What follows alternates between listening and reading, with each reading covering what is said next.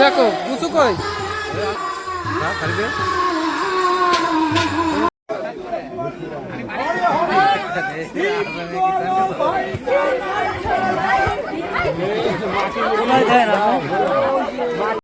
নমস্কার।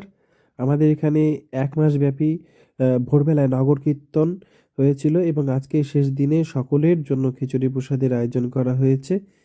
সেই খিচুড়ি প্রসাদে প্রচুর আইটেম ছিল, এক্সট্রা সবজি, পায়েস, চাটনি। যাই হোক, কে কোথা থেকে দেখছেন অবশ্যই কমেন্ট করে জানাবেন। ধন্যবাদ সকলকে। নমস্কার।